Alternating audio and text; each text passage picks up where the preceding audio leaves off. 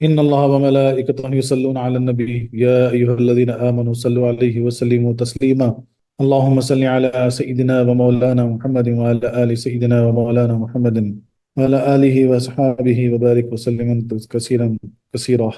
أعوذ بالله من الشيطان الرجيم. بسم الله الرحمن الرحيم. وقالت اليهود ليست النصارى على شيء وقالت النصارى ليست اليهود على شيء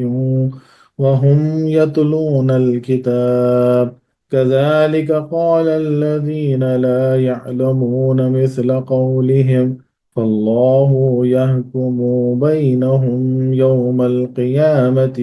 فيما كانوا فيه يختلفون. صدق اللہ العلی العظیم. اور کہا یہود نے نہیں ہے عیسائی اوپر کسی چیز کے، اور کہا عیسائیوں نے نہیں ہے یہود اوپر کسی چیز کے، حالانکہ وہ تو تلاوت کرتے ہیں کتاب. اسی طرح انہوں نے کہا جو کہ نہیں جانتے، مثل قول ان کے پاس اللہ فیصلہ کرے گا درمیان ان کے دن قیامت کے بیچ، اس کے تھے وہ بیچ اس کے اختلاف کرتے. اور تفسیراً جو اس کے معنی لکھے جاتے ہیں وہ ایسے ہیں: اور یہودی بولے نصرانی کچھ نہیں، اور نصرانی بولے کہ یہودی کچھ نہیں، حالانکہ وہ کتاب پڑھتے ہیں. اسی طرح جاہلوں نے ان کی سی بات کہی تو اللہ قیامت کے دن ان میں فیصلہ کر دے گا جس بات میں جھگڑ رہے ہیں. اس آیت کا پچھلی آیتوں میں چند طرح تعلق ہے. پہلے عیسائیوں اور یہودیوں کا متفقہ دعویٰ بیان کیا گیا تھا کہ ہر ایک صرف اپنے ہی جنتی ہونے کا دعویٰ دار ہے. اب ان کے آپس کے اختلاف بیان ہو رہے ہیں کہ ان میں سے ہر ایک بھی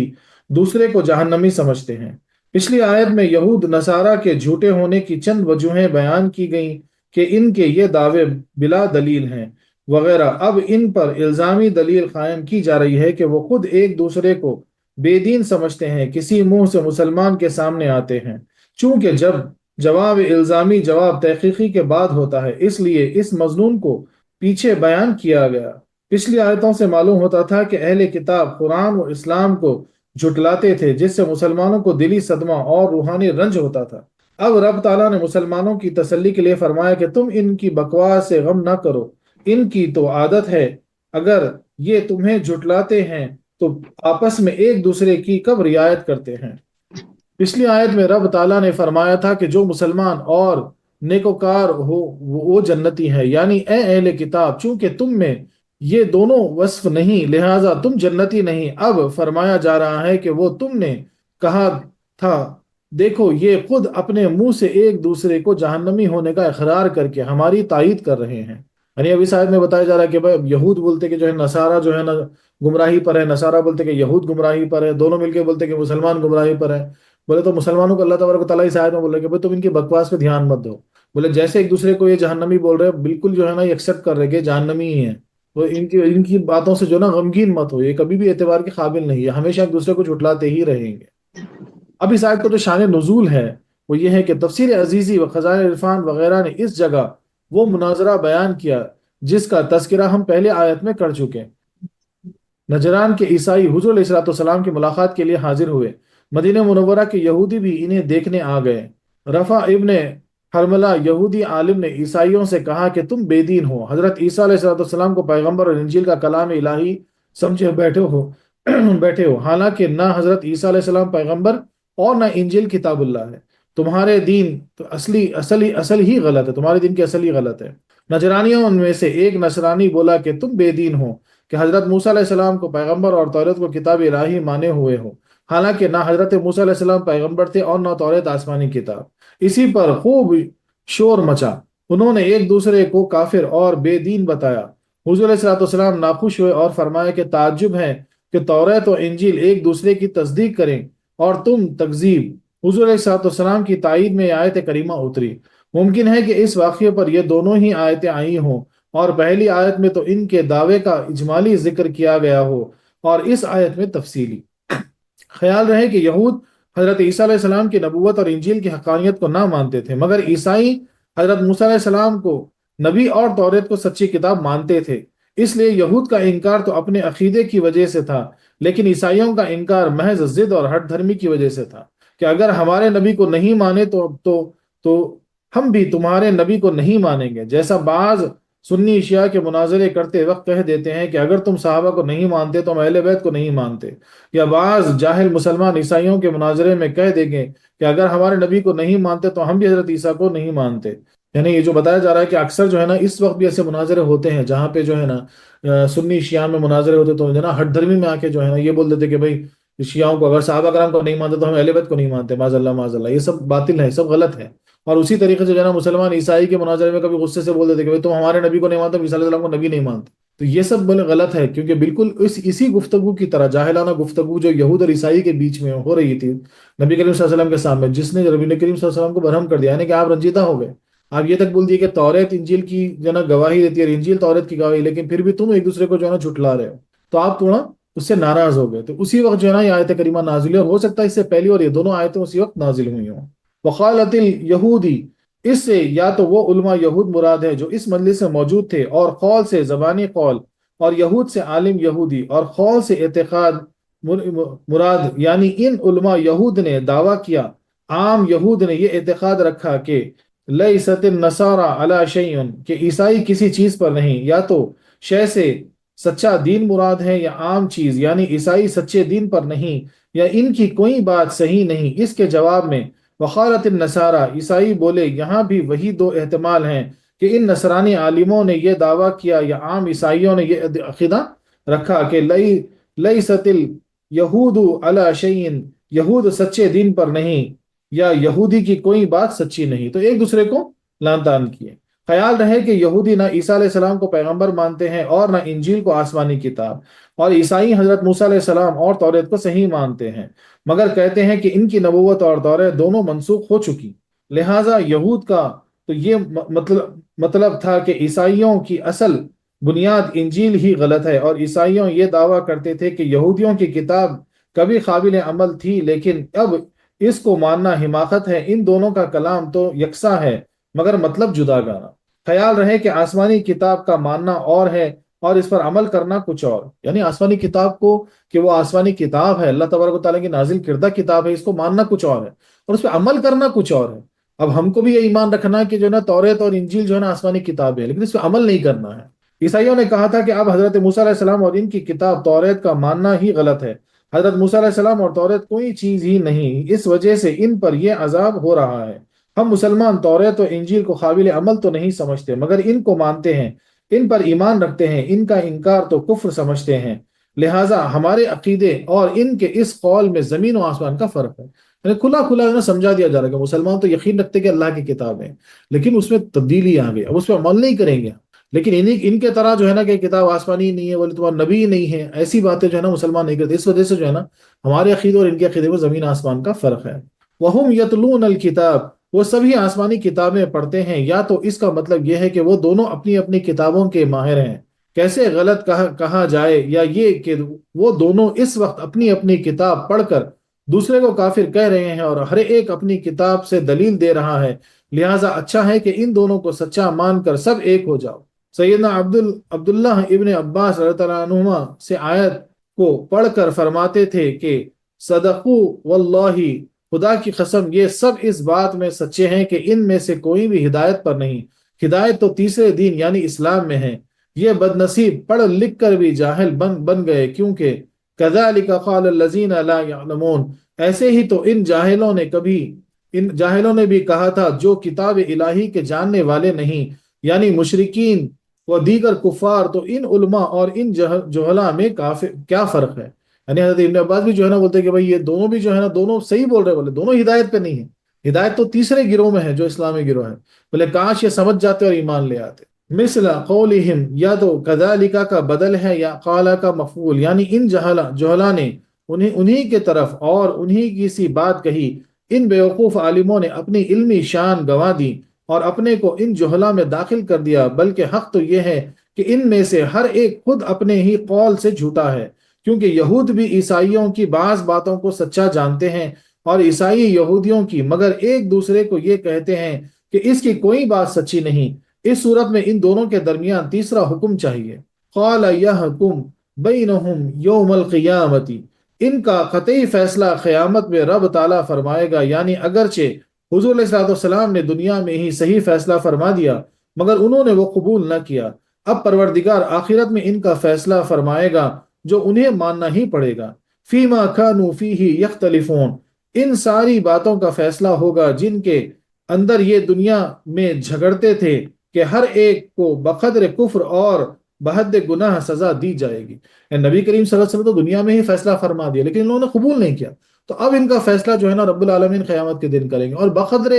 جو ہے نا گناہ جو ہے نا ان کو عذاب دیا جائے گا، ان کو سزا دی جائے گی، اور بقدر کفر جو ہے نا ان کو سزا دی جائے گی۔ اور ایک چیز یہاں پہ ایک نقطہ یہ ملتا ہے کہ اگر آپ علم رکھتے ہیں، یعنی عالم دین کو چاہیے کہ بے وجہ جو ہے نا ہٹ کی وجہ سے، ضد کی وجہ سے جو ہے نا کسی کو جھوٹلائیں نہ، یعنی جھوٹ مت بولیں۔ اس سے ہوتا کیا معلوم ہے، آپ بھی جہلا میں شامل کیے جاتے۔ ایسا اس آیت میں کیا بولا جا رہا ہے کہ یہود کے علماء بیٹھے تھے، جانتے تھے کہ انجیل کیا ہے، عیسیٰ علیہ السلام کیا ہے، لیکن جو نا کیونکہ اس ضد کی وجہ سے، ہٹ کی وجہ سے جو ہے نا جھٹلا رہے تھے، تو ان کو بھی جہلا کہہ دیا گیا، بولے وہ جاہل ہے، بلکہ جاہل سے بدتر ہے کہلا دیا۔ تو اسی لیے جو ہے نا اگر آپ کو کچھ معلومات ہے، کچھ دین کی معلومات رکھتے ہیں، تو کبھی بھی جو ہے نا ضد اور ہٹ میں پڑھ کے جو ہے نا بحث مباحث میں نہ پڑیں۔ خلاصہ تفسیر یہ ہے کہ اس سے پہلے یہود و نصارہ کے اقوال بہت قوی دلائل سے باطل کیے گئے تھے، اب ایک عجیب دلیل سے اور باطل کیا جا رہا ہے کہ اے مسلمانوں، تم اس کو روتے ہو کہ اہل کتاب ہمیں برا کہتے ہیں، ذرا ان کی آپس کی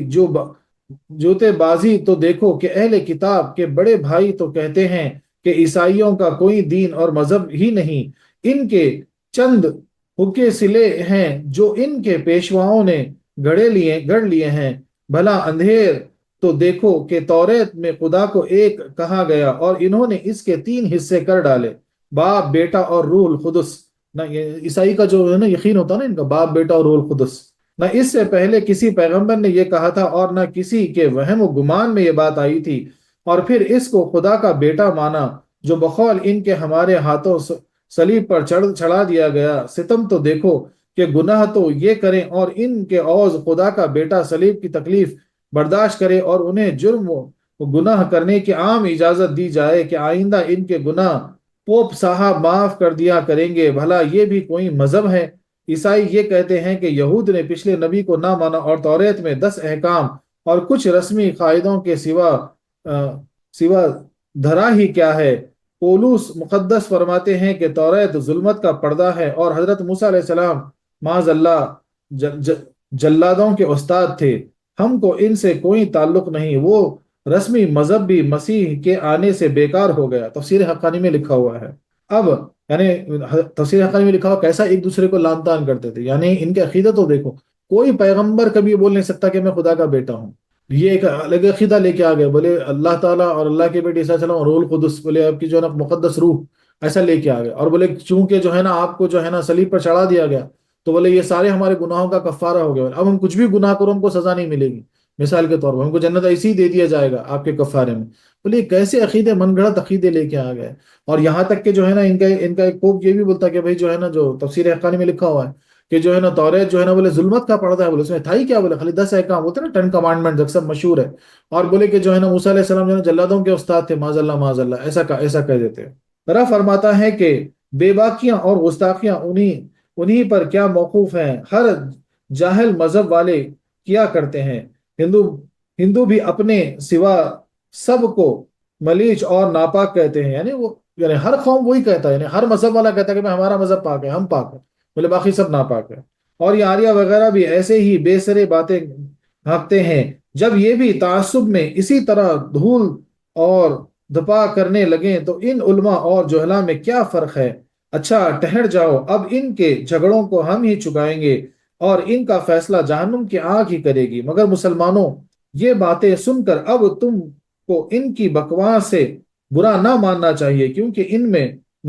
نفسانیت ہے، حقانیت سے ان کا کوئی واسطہ نہیں۔ یعنی سب سنا کے بتایا جا رہا ہے کہ بھائی اب تم برا مت مانو ان کی باتوں میں، مطلب چھوڑ دو ان کی بات، کیونکہ ان کی بات میں حق تو ہے ہی نہیں، بولے وہ پوری نفسانیت ہی نفسانیت ہے۔ اس آیت سے چند فائدے حاصل ہوئے۔ پہلا فائدہ، کفار سے صحیح نیت سے مناظرہ کرنا باعث ثواب ہے، اور جھگڑے کے ارادے سے ایک دوسرے کو ہرانے کے لیے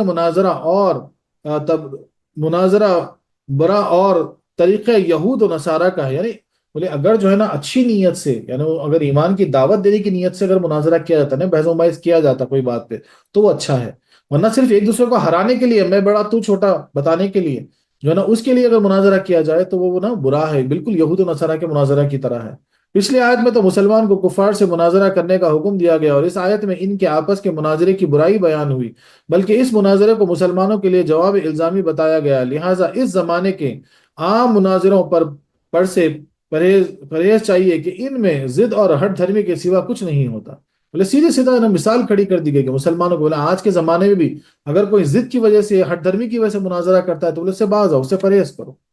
دوسرا فائدہ، بدنیت مناظرہ کبھی ایسی بات کہہ جاتا ہے کہ جو خود اس کے بھی خلاف ہوتی ہے، جیسا یہاں عیسائیوں اور یہودیوں نے ایک دوسرے سے کہہ ڈالا کہ تمہاری کوئی بات سچی نہیں، حالانکہ ان کے عقیدے کے بھی خلاف ہے۔ مناظرہ بھی بہت سوچ سمجھ کر منہ سے بات نکالو۔ اگر راوزی مناظرہ حضرت شیخین کا انکار کر دیں تو تم اس کے مقابلے میں اہل بیت اطہار کا انکار نہ کر بیٹھو۔ یعنی یہی بولا جا رہا ہے کہ بھائی کبھی بھی مناظرے میں، بحث و مباحث میں بہت سوچ سمجھ کر جو ہے نا بات کرنی چاہیے۔ بولے یا اگر سامنے والا کچھ بول دے تو اس کی ضد پر، اس کی بنا پر کچھ اور اپنے منہ سے بول دینا، مثال کے طور پر بولے یہ بری بات ہے، یہ گناہ ہے، یہ بالکل اس مناظرے کی طرح ہے۔ تو اس وقت بھی جو ہے نا، اس لیے جو ہے نا بحث و مباحث سے روکا جاتا اس آیت کی وجہ سے کہ بھائی اب تم سنی ہے، تم عاشق ہے، تمہارا عقیدہ جو ہے نا کچھ اور ہے، اور سامنے والا جو ہے نا اہل حدیث ہے مثال کے طور پر، یا اس کا عقیدہ کچھ اور ہے، بولے بے وجہ مت جھڑپ جانا، بے وجہ جو ہے نا ان سے جھڑپ مت پڑو۔ بولے بس اگر کوئی حقیقت میں سے لگ رہا ہے کہ وہ جو ہے نا نیک، یعنی اگر ان کو جو ہے نا کوئی اچھی بات سے جو ہے نا یہ ہو سکتا ہے کہ ایمان کی دعوت دیں، بولے ان کے ایمان کی اصلاح ہو جائے، اس حد تک جو ہے نا وہ جائز ہے۔ اس کے بعد اگر ضد و مباحثے میں اگر بات پڑ لی تو وہاں سے پرہیز کرو۔ مناظرے کے لیے حکم ہونا چاہیے کہ یہاں رب تعالیٰ نے اہل کتاب کا مناظرہ بیان فرما کر اپنی حکومت کا ذکر فرمایا۔ یعنی ہر کسی کو پتا ہونا چاہیے کہ جو ہے نا جب بھی مناظرہ کریں، حکومت اللہ کی ہے، کسی کی نہیں، تو اپنے بڑپن کی اپنی حکومت جتانے کے لیے مناظرہ نہ کرو۔ مناظرے کو چاہیے کہ مقابل کی کتابوں پر نظر رکھیں اور ان کے دین وغیرہ سے واقف ہوں۔ دیکھو رب تعالیٰ نے مسلمانوں کو کفار کی بکواس سنا کر یاد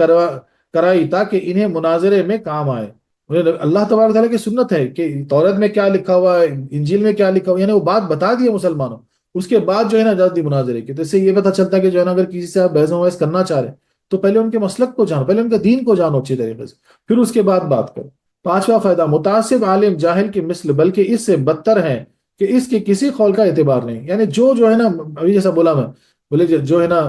فساد پھیلانے کے لیے جو بات منہ کھولتے ہیں، ویسے عالم بھی جو ہے نا جاہل سے بدتر ہے۔ پہلا اعتراض، مسلمانوں کے فرقے میں بھی ایک دوسرے کو گمراہ اور کافر کہتے ہیں، تو چاہیے کہ عیسائیوں اور یہودیوں کی طرح یہ سب گمراہ ہوں اور ان میں سے کسی کا اعتبار نہ رہے، یا ان سب کو سچا مان کر سب کو بے دین مانا جائے۔ یعنی ایک عام میرا سوال ہو گیا، بولے جیسا ان دونوں کو بولے کافر بول دیے، بولے اگر مسلمان فرقے بھی آپس میں ایک دوسرے سے مناظرہ کر رہے ہیں تو بولے وہ سب بھی جو ہے نا جاہل بولو، ان کو بھی کافر، سب کو کافر بولو۔ جواب سنیے، یہود و نصارہ ایک دوسرے کی کتاب کے منکر اور ان کے انبیاء علیہ السلام کے انکاری تھے، کہ یہود تو عیسائیوں کو انجیل اور حضرت عیسیٰ علیہ السلام کو ماننے کی وجہ سے بے دین کہتے تھے۔ ایسی باتیں کرنے والے سب بے دین ہیں، لیکن ہم جو دیوبندیوں، مرزائیوں، رافضیوں وغیرہ کو گمراہ اور کافر کہتے ہیں اس لیے نہیں کہ وہ قرآن کو مانتے ہیں یا ان کے پاس جو قرآن ہے وہ کتاب اللہ نہیں، بلکہ اس لیے کہ انہوں نے کما حق مانا نہیں اور اس کی بعض آیتوں کا در پردہ انکار کیا۔ یہود و نصارہ ایک دوسرے کو توریت و انجیل ماننے پر کافر کہتے تھے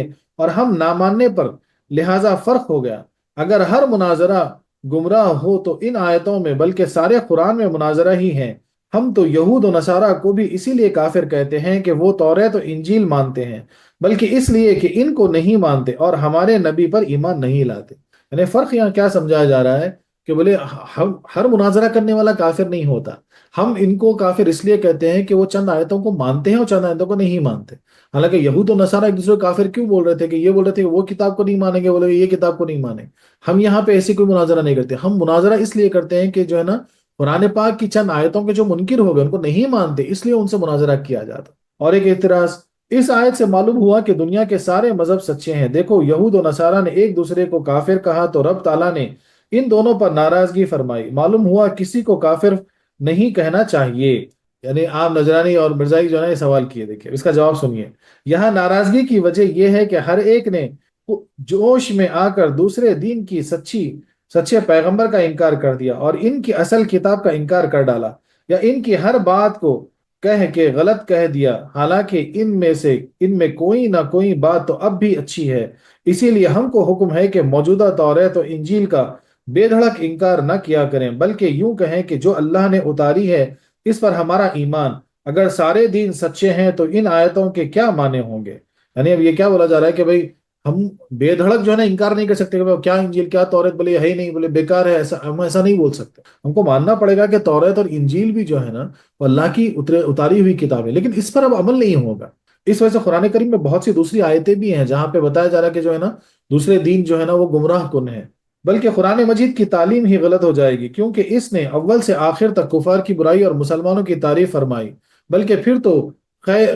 یعنی خنزیر حلال بھی ہوگا، حرام بھی، ماں بہن سے نکاح کرنا جائز بھی ہوگا اور ناجائز بھی، کیونکہ ان چیزوں کو بعض دین حلال کہتے ہیں اور بعض حرام، اور تمام دین سچے کیا۔ یعنی یہاں پہ جواب میں کیا لکھا جا رہا ہے کہ اگر ہر دین سچا ہوتا، اور بہت سے ایسے علماء گزرے جو ہے نا اس وقت کے حالات کی وجہ سے جو ہے نا یعنی غیر قوم کو خوش کرنے کے لیے نہ بند مند غلط باتیں جو چاہے وہ کہہ دیے، بولے لیکن قرآن پاک سارے قرآن میں جو ہے نا یعنی ہر جگہ یہ بات واضح ہے کہ بولے کون ایمان پر ہے اور کون جو ہے نا گمراہ ہے، کون اسلام یعنی مسلمان ہے اور کون جو ہے نا یعنی مشرک یا کفار ہے، مثال کے طور پر بڑا کھلا واضح۔ اگر اس کو ہم انکار کر کے بولیں گے سارے دن سچے، تو کئی دنوں میں جو ہے نا الٹ پلٹا، بولے خنزیر جائز بھی ہے، کئی جگہ شراب بھی جائز ہے، کئی جگہ جو ہے نا نکاح وغیرہ بھی جائز ہے، بہنوں سے ماؤں سے، مثال کے طور پر یعنی جو بولتے ہیں نا اسٹیپ مدر اسٹیپ سسٹر سے وغیرہ وغیرہ، یہ چیزیں جائز ہو جاتی ہیں۔ تو بولے معاذ اللہ ایسا ہو ہی نہیں سکتا۔ قرآن نے وہ فرق بتا دیا، قرآن نے سمجھا دیا کہ کیا سچا کیا جھوٹا۔ نبی کریم صلی اللہ علیہ وسلم اگر پھر ایسا تھا تو پھر کس سے جہاد کیے؟ اگر سب سچے ہوتا آپ جہاد کیوں کرتے کس سے بھی، مثال کے طور پر؟ اور ایک اعتراض اس آیت سے معلوم ہوا کہ اللہ تعالیٰ ہی فیصلہ فرمائے گا، دوسری جگہ فرمایا حتیٰ یحکموا کا، وہ آپ کو اپنا حاکم بنائیں، یہاں معلوم ہوتا ہے کہ قیامت کے دن فیصلہ ہوگا۔ دوسری جگہ فرمایا لیحکم بین الناس، کہ آپ ان کا دنیا میں ہی فیصلہ فرما دیں۔ ان آیتوں میں متا مطابقت کیوں کرو، یعنی اب وہ کوٹ کر رہے ہیں کہ ایک جگہ جو ہے نا اللہ تعالیٰ فرماتا ہے کہ دنیا میں آپ ان کا فیصلہ کر دو، اور پھر اس آیت میں بول رہے کہ قیامت کے دن میں فیصلہ کروں گا، تو بولے یہ پھر یہ کانفلکٹ ایسا لگ رہا۔ اس کا جواب سنیے۔ زبانی فیصلہ تو قرآن اور نبی کریم صلی اللہ علیہ وسلم نے دنیا میں فرما دیے، لیکن سزا اور جزا دے کر عملی فیصلہ قیامت میں رب تعالیٰ فرمائے گا۔ سمپل جواب۔ بولے زبانی فیصلہ تو نبی کریم صلی اللہ علیہ وسلم اور قرآن نے دنیا میں ہی کر دیے، لیکن اجر والا یعنی حساب و کتاب والا جو فیصلہ ہوگا وہ قیامت کے دن اللہ کریں گے۔ سبحان اللہ سبحان اللہ۔ صوفیہ کرام فرماتے ہیں کہ ظاہر و باطن کا حجاب ہے، یعنی ظاہر باطن کا حجاب ہے، جو ظاہر آپ کا جو دکھ رہا ہے یہ اصل میں ہے کیا؟ یہ باطن کا حجاب ہے۔ ظاہر میں پھنسا ہوا آدمی باطن تک نہیں پہنچ سکتا، جو ظاہر میں پھنس گیا وہ ظاہر میں ہی رہ گیا، پھر وہ باطن تک نہیں پہنچا۔ اس لیے تو شیطان جو ہے نا آدم علیہ السلام کے ظاہر میں پھنس گیا نا، باطن میں نہیں پہنچا۔ یہ عیسائی اور یہودی دوئی کی جھنجھٹ میں پڑھ کر ایک دوسرے کا انکار کر بیٹھے، حالانکہ ان کے پاس حجاب پھاڑنے اور اصل دیکھنے والی کتاب موجود تھی، لہٰذا ان کتاب کے الفاظ دیکھنے والوں اور عقلی ڈھونسلوں کے ماننے والے مشرکین میں کوئی فرق نہ رہا۔ حق تعالیٰ قیامت کبری کے وقت وحدت کا فیصلہ فرمائے گا۔ ایک روایت سے معلوم ہوتا ہے کہ حق تعالیٰ اپنے بندوں پر ان کے عقائد کے موافق صورت میں تجلی فرمائے گا، جس سے وہ اب اسے پہچان لیں گے۔ پھر دوسری صورت میں تجلی ذات ہوگی جس کے وہ منکر ہو کر گمراہ اور محجوب ہو جائیں گے۔ قیامت میں وہی موحد کامیاب رہے گا، یعنی موحد بولتے ہیں نا، یعنی جو وحدت والا، وہی موحد کامیاب رہے گا جس نے رب کی ذات کو اپنے کسی عقیدے کی صورت میں مقید نہ مانا ہو۔ تفسیر ابن عربی میں لکھا ہوا، یعنی بہت بہت بہت اونچی بات ہو رہی ہے یہاں پہ۔ کیا بولا جا رہا ہے کہ پہلے تو ظاہر جو ہے باطن کا پردہ ہے، جو ظاہر میں الجھ کے رہ گیا وہ ظاہر میں الجھ کے رہ گیا، وہ باطن تک کبھی پہنچے گا ہی نہیں۔ حالانکہ یہود اور عیسائی دونوں کے پاس ان پردوں کو پھاڑنے والی کتابیں موجود تھیں، وہ احکام رب کے موجود تھے، پھاڑ کر اپنے باطن تک پہنچ سکتے تھے، لیکن وہ گمراہ رہے، پہنچ نہیں پائے۔ تو بولے تھے کہ قیامت کے دن میں اللہ تبارک و تعالیٰ کی تجلی ظاہر ہوگی تو سب جو اس کو پہچان لیں گے۔ پھر جب آپ کی ذاتی تجلی جب ظاہر ہوگی تو بولے جب وہ پھر پہچان نہیں پائیں گے، بولے بہت سارے گمراہ ہو جائیں گے، جو یہاں بات ظاہر میں پھنسے ہوئے تھے وہ سب گمراہ ہو جائیں گے۔ جو باطل تک پہنچے صرف وہی موحد جو ہے نا اس وقت کامیاب ہوگا۔ یعنی بولا جا رہا ہے کہ وہی موحد یعنی ایسا وحدت کا ماننے والا جو کبھی اللہ تبارک و تعالیٰ کو کسی فرقے یا کسی جو ہے نا عقیدے میں قید نہ جانا ہو، اس سے جو ہے نا بے قید جانا ہو۔ تفسیر ابن عربی میں جو ہے نا لکھی ہوئی بہت اونچی بات ہے یہ، اس کو سمجھنا پڑے گا کہ آپ کو جو ہے نا اللہ تبارک و تعالیٰ یعنی ایسی وحدت جس میں کوئی قید نہ ہو، اللہ تعالیٰ کو یعنی ذات کو آپ قید نہ کریں۔ قیامت میں وہی موحد کامیاب رہے گا جس نے رب کی ذات کو اپنے کسی عقیدے کی صورت میں مقید نہ مانا ہو۔ اللہ اکبر اللہ اکبر، کسی عقیدے کی صورت میں مقید یعنی صرف میرا، یعنی یہ میرا صحیح یا میرا عقیدہ صحیح، مثال کے طور پر مقید نہ مانا ہو۔ رول بیان نے فرمایا کہ ایک دوسرے کی مخالفت کرنا گمراہوں میں ہی خاص نہیں بلکہ علماء، صوفیہ اور مشائخ میں بھی جاری ہے۔ بولے یہ صرف باہر والوں میں نہیں، بولے علماء میں، صوفیوں میں بھی ہے کہ ایک دوسرے کو جو ہے نا برا وہ ظاہر کرتے ہیں۔ بعض مشائخ فرماتے ہیں کہ جو بغیر نفس کو صاف کیے ہوئے مرشد بننے کا دعویٰ کریں اور اس فرقے کو دنیا کمانے کا ذریعہ بنائیں، اس کا عذاب زانیہ عورت سے سخت تر ہوگا۔ اللہ اکبر اللہ اکبر اللہ اکبر، کیا فرماتے ہیں کہ ایسے صوفی جو بنا اپنے نفس کا جو ہے نا تزکیہ کیے بغیر جو ہے نا مرشد بنے بیٹھ گئے، دعوے دار بن کے بیٹھ گئے اور خرقے پہن کر بیٹھ گئے صرف جو ہے نا دنیا کمانے کے لیے، بولے ان پر جو ہے نا زانی عورت سے زیادہ عذاب ہو، شدت والا عذاب ہوگا۔ کیونکہ زانیہ ناجائز بچہ پیدا کر کے اس کی زندگی برباد کرتی ہے، مگر یہ مدعی غلط مرید بنا کر اس کی آخرت تباہ کرتے ہیں۔ اسی قسم کے حجاب والے لوگوں ہی میں اختلاف ہوتا ہے، یہ سارے جھگڑے اس حجاب کے ہیں، اگر یہ حجاب اڑ جائے تو نہ اختلاف رہے نہ اختلاف والے۔ اللہ اکبر اللہ اکبر، یعنی کیا بولا جا رہا ہے کہ بھائی زانی عورت تو جو ہے نا اس سے تو ایک حرام بچہ پیدا ہوتا ہے، لیکن یہاں پر اگر کوئی ایسا جو خرقے پہن کر بیٹھ گئے دکھاوے کے اور مرید بنا رہے ہیں، کئیوں کی جو ہے نا آخرت بگاڑ رہے ہیں، تو اس وجہ سے جو ہے نا ان پر عذاب بھی ویسا شدید ہوگا۔ اللہ اکبر اللہ اکبر اللہ اکبر، یعنی بولے کہ سب جو ہے نا اختلاف وہ حجاب کی وجہ سے اختلاف ہے۔ کفر و اسلام کے جھگڑے تیرے چھیننے سے بڑے، تو اگر پردہ اٹھا دے تو ہو جائے، یعنی چھیننے سے، یعنی تو صحیح میں صحیح، تو غلط میں غلط، وہ چھیننے کے چکر میں جو ہے نا بولے سارے جھگڑے اسی وجہ سے بولے اگر حجاب اڑ گیا تو پھر تو ہی تو ہے، پھر وہ میں تو کا فسانہ کہاں رہا۔ مولانا فرماتے ہیں کہ ایسے لوگ اصل جھوٹ کے سائے کے شکار میں اپنی قیمتی عمر خرچ کرتے ہیں، بولے بس یہی جھوٹ کے عقیدے پہ جو ہے نا اپنی عمریں گزار رہے ہیں۔ اللہ اکبر اللہ اکبر، طالب دنیا اپنے ترکش بولتے ہیں نا، تیر کش، جو تیر کھینچ کے مارتے کمان، تیر کش کے سارے تیر زندگی کے دن جسم اور جسمانیت کے شکار میں صرف کر دیتا ہے، اگر یہی محنت روح کے شکار پر کرتا تو بہت کامیاب رہتا۔ بولے اکثر ہم کیا کرتے ہیں معلوم، ساری ہماری کوششیں، سارے ہمارے جو بولتے ہیں نا سارے تیر وہ چھوڑ دینا بولتے ہیں، وہ کدھر لگا دیتے ہیں، ہم دنیا پہ لگا دیتے ہیں۔ اگر اس میں کچھ بھی ہم جو ہے نا دین کی طرف یعنی روح کی طرف ہم اگر کر دیتے یعنی اپنی روح کو پانے میں لگا دیتے تو بولے پھر وہ بہت کامیاب ہوتا۔ تو جھگڑا پورا کس پہ ہے، یہاں پہ حجاب کا ہے۔ جب تک یہ نفسانی حجاب ہے، جب تک یہ انا کا پردہ ہے، بولے تب تک جو ہے نا باطل تک رسائی نہیں کر سکتے، اور جب تک جو ہے نا آپ کو مقام نہیں ادا مل نہیں سکتا۔ سبحان اللہ سبحان اللہ۔